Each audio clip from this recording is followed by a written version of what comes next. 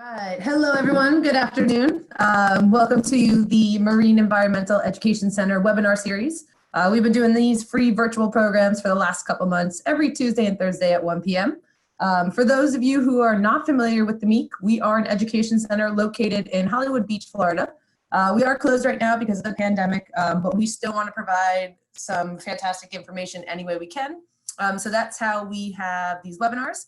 So we have a whole bunch of science people just talking about their interests, what they do, things like that. Today we have Emma and Mia from Free Our Sharks, which is part of the Free Our Seas thing, and I'll let them kind of explain all that. But Free Our Seas is a fantastic organization that we partner with. They go out, do beach cleanups, and then make marine debris sculptures out of the trash. So it just kind of makes you realize what we're doing on Earth is having a huge impact on our oceans. So they just try to raise awareness. So today, Emma and Mia will be teaching us all about sharks and why they're important to us, and talking about their new initiative called Free Our Sharks. So if you guys have any questions, feel free to type them in the chat. We'll get to them at the end.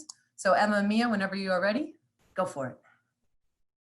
Hi everyone, I'm Emma. So today we're going to be talking about the importance of sharks and threats to them. So we're with an organization called Free Our Seas and Beyond, Free Our Seas and Beyond, and basically they started a youth council. So they're very big on art, youth engagement, and just doing different things to solve environmental issues. So they're local to South Florida, and they're a nonprofit environmental group. And they decided to start a youth council about a year ago.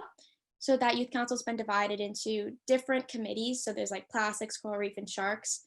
So we're with Free Our Sharks and Beyond, and our goal is to help shark populations around the world by inspiring the public to love sharks.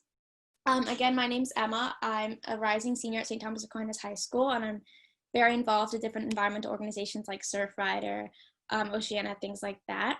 Other members are Chayton, Ella, Logan, Abby, Finia, and Mia. So I'll let Mia introduce herself.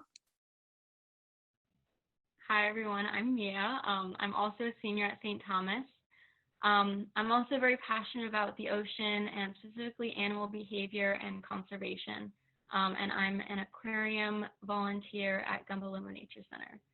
So that's my background. Our group is also very big on events. So we're trying to do events to educate the publics like this one. So why are sharks important? Many species of sharks are apex predators. Not all of them are apex predators, but a lot of them are on the top of the food chain. So they help maintain the lower food chain by eating those fish and all those species below them. They also eat the sick and weak fish to prevent disease. So instead of like the fish being sick and spreading that disease, the sharks are eating them so that that disease doesn't spread to other fish and to other species in that ecosystem. And also humans don't eat those sick fish. And sharks also bring in money to coastal communities through ecotourism, which is basically the idea that the environment and different ecosystems and different species can fuel the economy, especially in coastal communities. So sharks are very important for that. Mia will get more into that later. Sharks also regulate fish populations to ensure balance and species diversity. Without sharks, you might have too many of one species of fish, and then those fish might eat more animals, so then you don't really have as much of that diversity. And they're needed to maintain coral reef ecosystems in particular, and just all different kinds of ecosystems. And if there are too many of one species of fish or one species of animal, then they will feed on herbivores, which harms coral reefs. As an example, sharks scare away these animals called dugongs, and dugongs eat a lot of the seagrass. So without sharks there, they would eat so much of the seagrass. Same thing with grouper. Sharks eat grouper. So grouper would eat fish and other plants that are essential to those ecosystems unless you had sharks. Sharks are also apex predators, but they can also be prey for other species, like I said. So there are big sharks, there are little sharks, so they all fit in different places in the food chain. Sharks have also been around forever. They've been around for a very long time, and there's never been a big mass extinction of sharks until now, really, because of humans. Like there's never been like an outside like source from another animal that's really decimated sharks like this. So they've always been an important part of many ecosystems. Again, they keep fish populations in check, and they can be an indicator of the health of an ecosystem. So we have like 2 questions. I don't know if you want to just type this in the chat. I don't know if I can see the chat. I'm not sure. Maybe Mia can. So how many people are killed by sharks annually? I'll give you like a second if you want to answer that in the chat.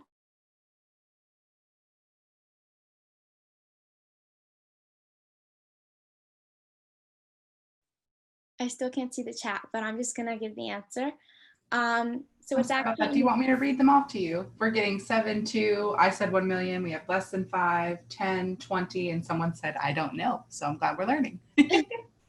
So it's actually only 6 people. In 2016, there were around 83 unprovoked and 83 provoked shark attacks worldwide just in that year.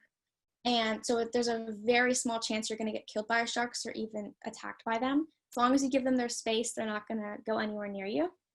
So for the second question, how many sharks do you think are killed by humans annually?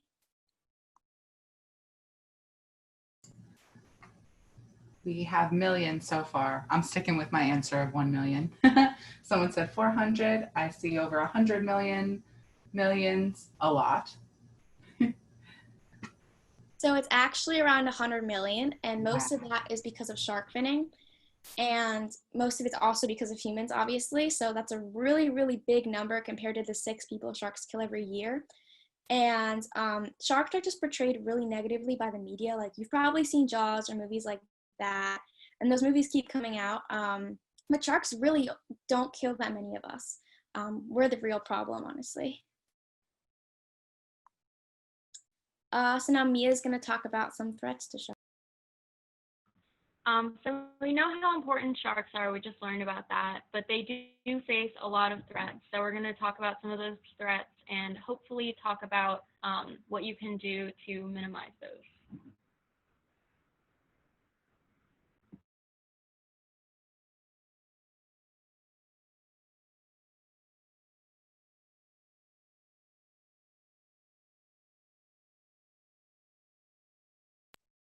I think my screen froze. I don't know if you guys can hear me or see.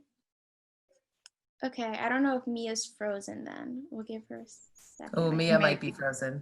Yeah.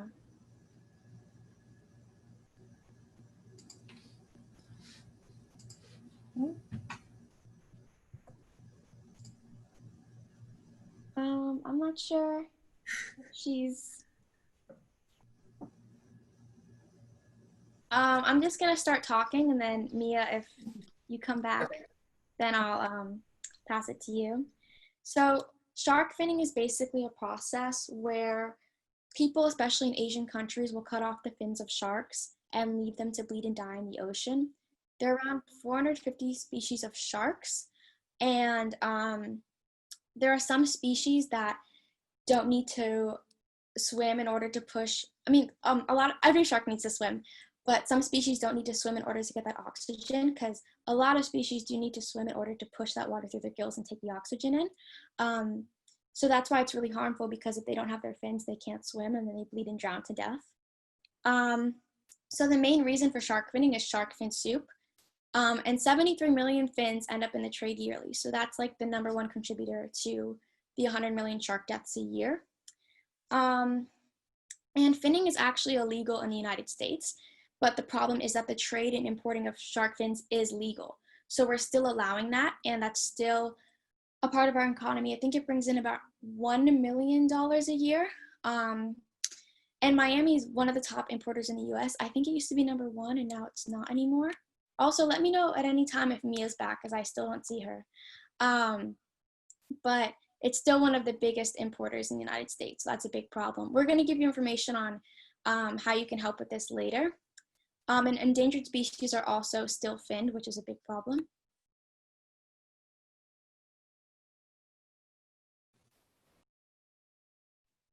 I don't know if Mia's here yet. I don't think she is, so I'll just keep going. I don't see her, no, sorry. Yeah, I'm not sure if she is.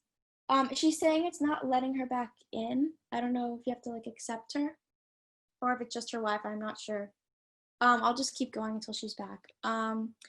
So who fins sharks? Most of the people who fin sharks are from Asian countries, And it's kind of like the way that they were brought up. And it's just kind of like what their parents did and like what their families have done. So they were raised to fin sharks. They leave their families for weeks at a time, and it's dangerous work. Is that Mia, or am I wrong? I'm not sure. I haven't seen her rejoin yet. I'll let you know. And so it's their only way of income. It's what they're raised to do, and they can't simply give up their way of providing. Like, for example, if you went to school for many years and became a doctor or an engineer, and someone told you just to stop doing what you're doing, you're not just going to stop doing what you're doing. So just like people study and learn for so many years to do, like to be an engineer, be a doctor, these people are being raised for many years to fin sharks. So that's why it's really hard for them to kind of just give up that way of life. So what you can do to stop shark finning is, first of all, to support ecotourism. These are some places where interactions with sharks are kind of big, so people are able to interact with sharks, realize that they're not as dangerous as they seem. And ecotourism brings in more money than finning, actually. Finning brings in around $1 million a year to the US, I think. And I think ecotourism brought in 221 million or something like that. So it's a lot more money. It's a lot better for sharks, a lot better for ecosystems. Obviously protect sharks instead of killing them. They need to protect the sharks because the sharks are the way of making income instead of like killing them to make money. And of course, it inspires tourists to love them. If you have an interaction with an animal, you're gonna love that animal. So now we have a video we're gonna play really quick.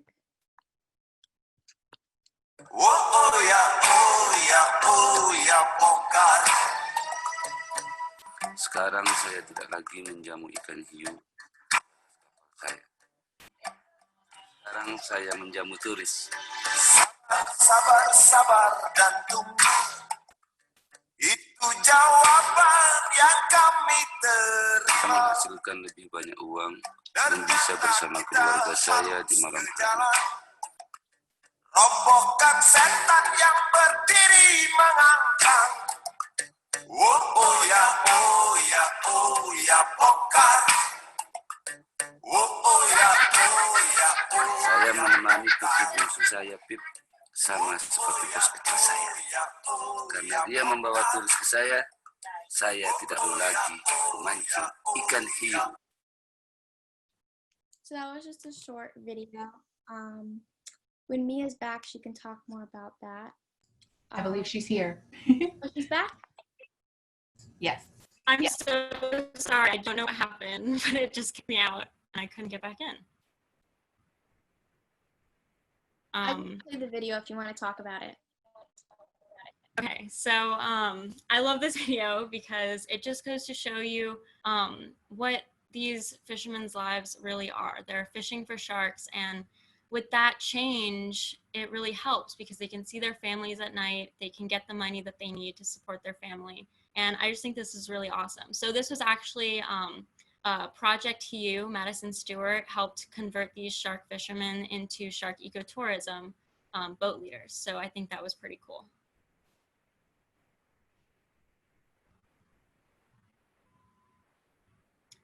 So one way that you can help is, this goes without saying, is don't buy shark fin soup.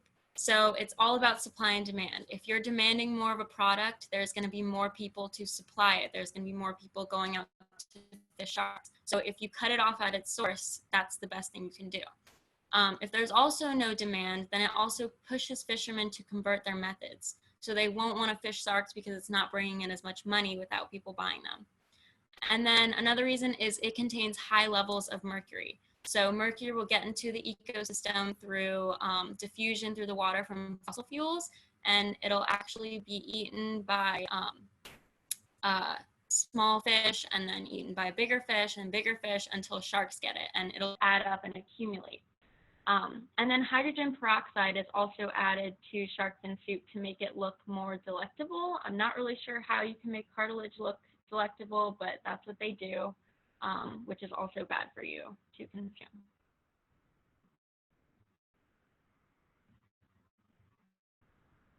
Another great way that you can help is to vote and sign petitions.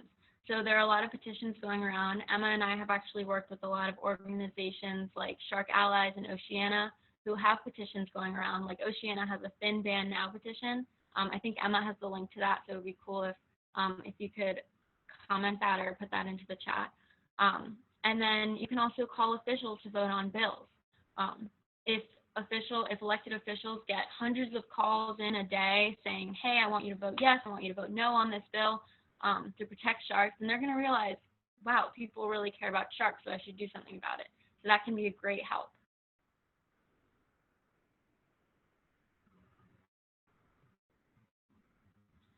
Finally, a great way to help is to use your voice. So hopefully in some way this presentation inspires you to either love sharks or understand them a little bit more. So you can use that inspiration to inspire others. So you can tell everyone about how cool sharks are, how important they are, and spread the word. If you tell people not to buy shark fin soup or to sign petitions, they might listen to you and tell other people and tell other people. So it's kind of like a ripple effect. So I wanted to talk about one of the petitions that's going around. So there's a bill right now that passed in the House, and it's in the Senate. I think it passed in the House with like 300 to 100 votes, so it had like a majority vote. So you can sign the letter to Congress at oceana.org/finbannow. I can't put it in the chat right now because I can't find the chat, but when I'm done sharing my screen, I'll do that for sure. That I would take a picture of this slide if I were you, just so you have this information. You should also call the office of both senators and ask them to co-sponsor or support Bill S-877. You just call those numbers. Someone else is going to answer. It's not going to be the senators. And if you don't feel comfortable talking during like the hours, like if you don't really want to talk to a person directly, if you're too nervous, you can definitely call after hours and leave a message. They'll still write that down for you. And also tag these senators on social media and ask them for a fin ban now. A lot of politicians are getting more active on social media. So if you have Twitter, Instagram, whatever you have, go ahead and tag them, let them know that you want this fin ban to pass. And this ban would basically ban shark finning, like the importation of shark fins at a federal level, meaning that the United States could no longer import these fins, which is a really big thing. So definitely call the senators, do what you can. If the senators get a lot of phone calls, then they're gonna wanna support this bill and let it pass.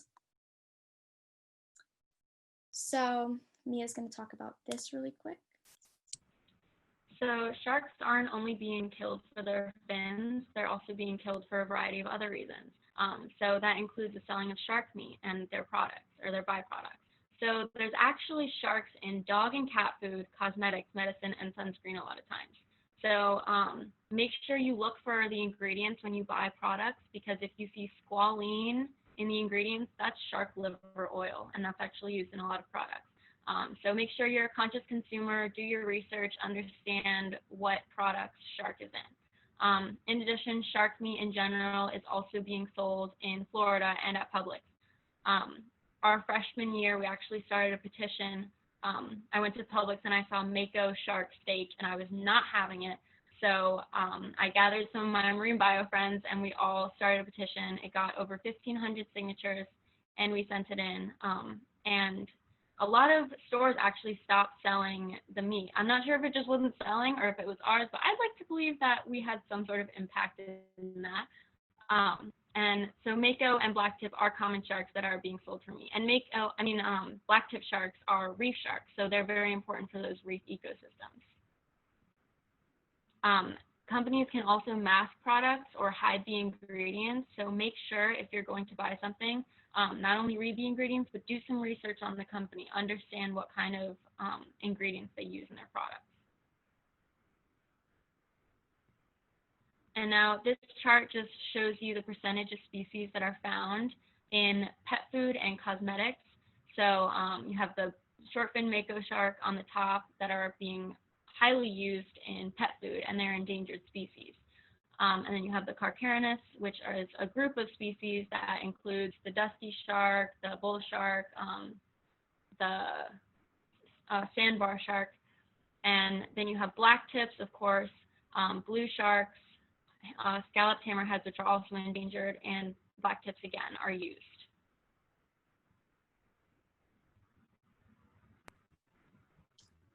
So some more things that you can do.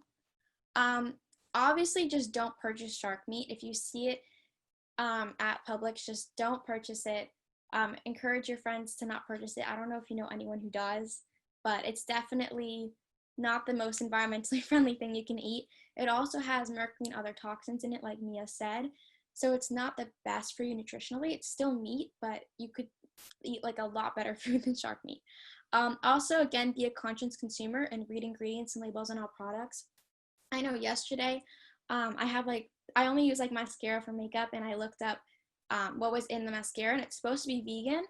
It didn't have any squalene in it, which is the shark liver oil, but definitely, especially when you're buying cosmetics or dog or cat food, definitely check to make sure that that's not in there. So even though sharks might be used for their meat and the liver oil, and even though they might be using different parts of sharks, it's still very harmful to kill sharks, as we've said, because they're very important.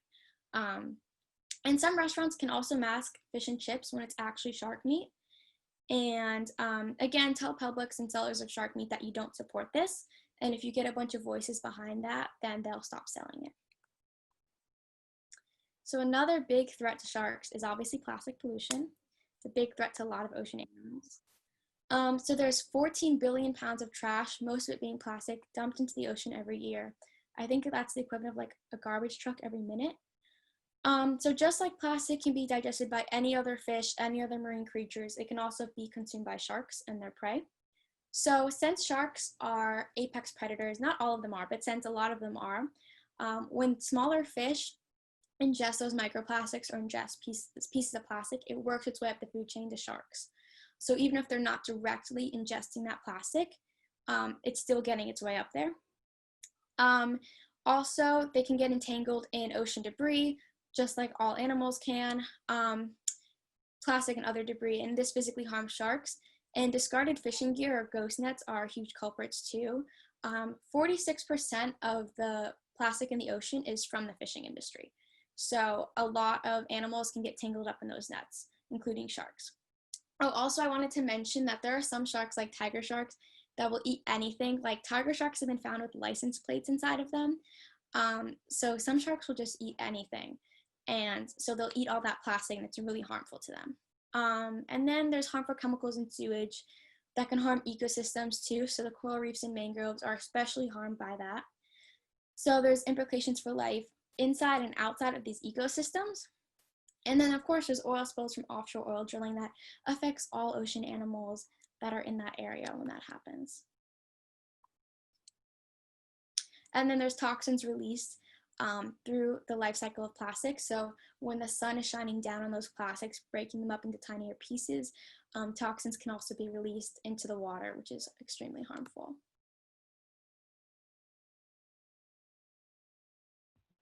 So another interesting thing about the plastics is they'll actually seep heavy metals and phthalates that are used in the plastics into the environment, which then gets into sharks and alters their hormones. So they can alter hormones that regulate growth and development, metabolism, and reproductive functions. So sharks need all the help they can get with their reproductive functions because they have some of the slowest reproductive rates. Especially sand tiger sharks have the slowest reproductive rate out of any shark. They only give birth to 2 pups at a time, and they have a gestation period of 8 months. And scalloped hammerheads, which are on the endangered species list, actually give birth to 13 to 38 pups, which sounds like a lot for us, but it's not compared to the amount of sharks that are killed.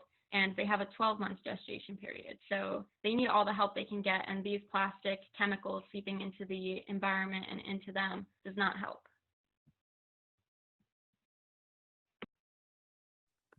So now I'm going to talk a little bit about what you can do to stop plastic pollution. So obviously the best thing you can do is to not use plastic.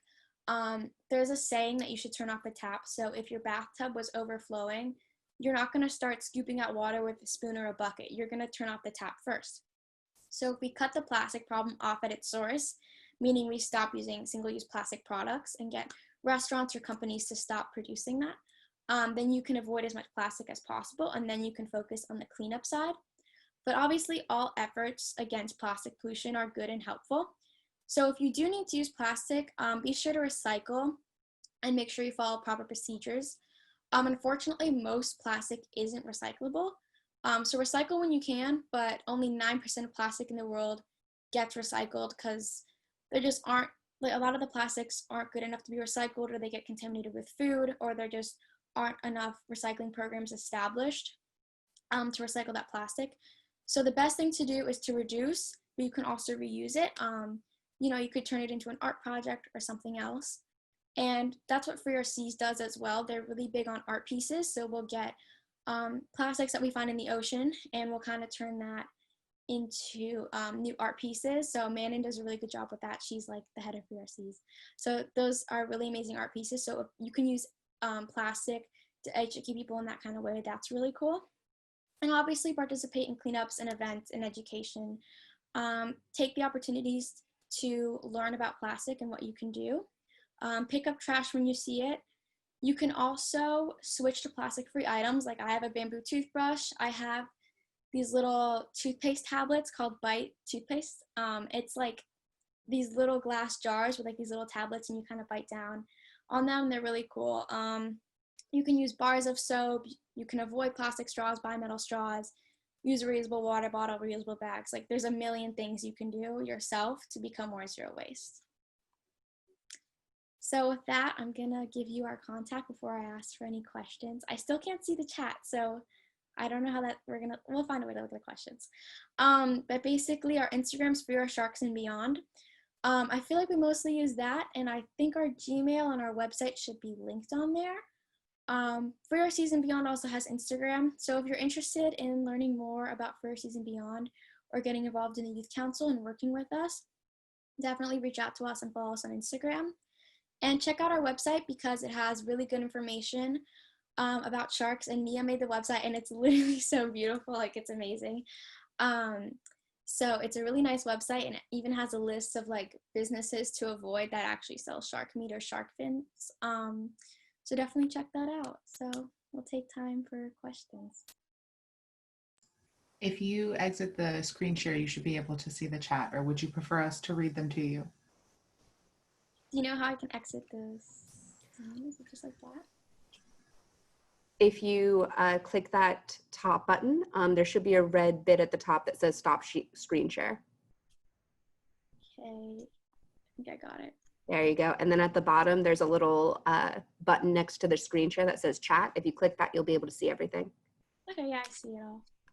Okay.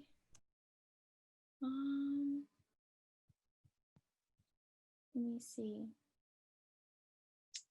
Does anyone have any questions? I don't see any so far.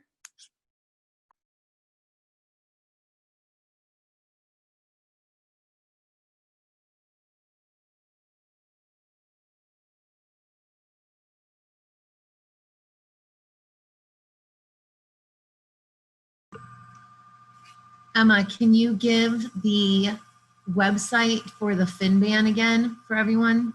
Yes. Let me paste that in the chat. And encourage them to do that right now. It only takes a couple minutes. Yeah, and it only takes like 30 seconds to call also if you're gonna call. It's probably like 60 seconds tops, but really you can just tell them like your name, where you're from if you want, and then just say like, please support this bill because I really care about sharks. Like that's all you have to say. I made a love sharks picture. I love that. It's so cute. Thanks. It's amazing. You guys should also consider, if you really like art and stuff like that, to send art or like something that you've made to senators or to companies that, you know, harm sharks or something like that, and just show them that you support that. Do you know a specific brand of makeup that contains shark? That's a good question, Miss Lowe. I'm trying to think because I'm not really sure. I know there's like a brand of dog food that's popular that I think contains it. But I would recommend, I don't want to give you any false information, but I recommend you do your own research too. Like all of you, if you have any questions about that, because then you can learn yourself. I don't know if anyone else has any questions.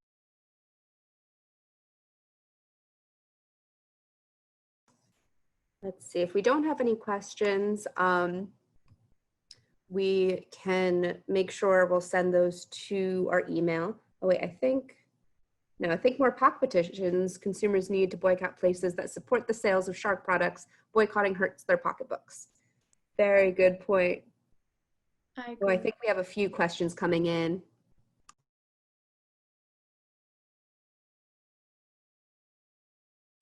Do we have a state fin ban? We don't have a ban in Florida on importing shark fins because Miami is still a big importer, but you can't fin any sharks in the country.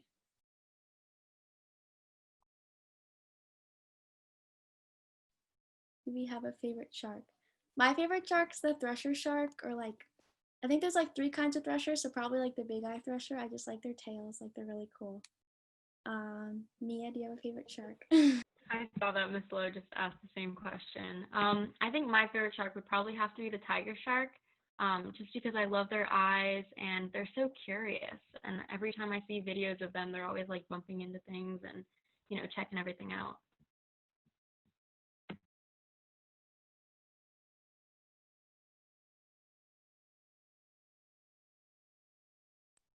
Have you been able to swim and dive with sharks in person? I haven't been able to. I wish I could.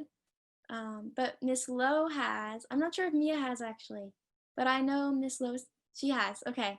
But I know Miss Lowe has done field trips for that. If Mia or Lowe wants to talk about that. Yeah, Lowe, you can talk about your hammerhead dive trip. Also, I think we have someone raising their hand. Sonia, if you wanted to unmute yourself, you're more than welcome to ask the question.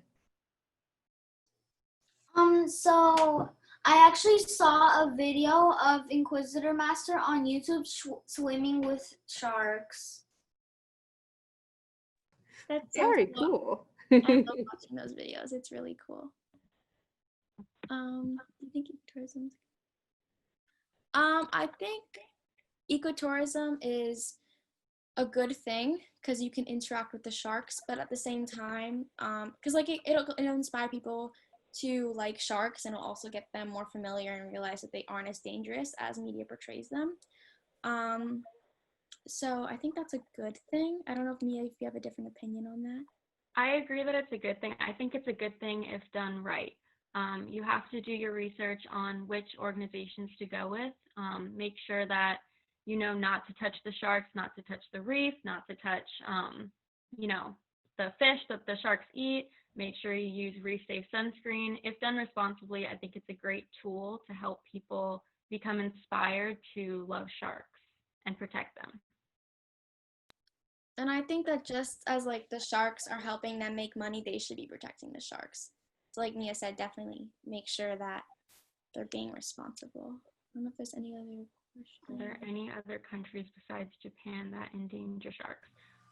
Well, all countries that import and export shark fins are really doing the endangerment. So even the United States with our imports and exports, Miami being one of the #1 importers of shark fins, we're all kind of doing our part to endanger sharks. So we need to cut it off at its source, and state by state, city by city, country by country, we can stop the shark finning.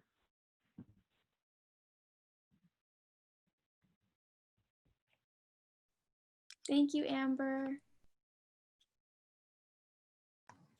Very cool. Well, I guess we'll give it another minute. If anyone has any questions, please feel free to throw it in that chat.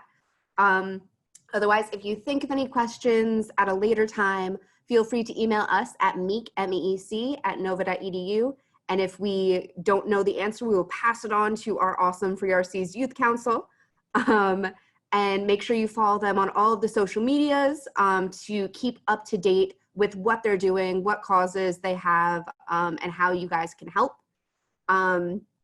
Thank you so much for your presentation today. It was really, really cool. I learned a lot. We don't get to talk about sharks as much here at the MEEC. We're very turtle focused. So it's a really cool reprieve. If you guys are free next week, we're still continuing our webinar series because the MEEC is still unfortunately closed. We will be having Rachel Silver come in and talk to us Monday at 1 p.m., Rachel works for NOAA and has worked on a bunch of different shellfish restoration programs.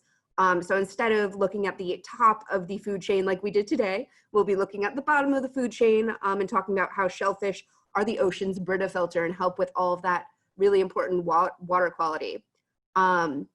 Otherwise, this was recorded, so if you missed any of this presentation, we will slowly but surely edit it and post it to our YouTube channel. So find us at Seek the MEEC.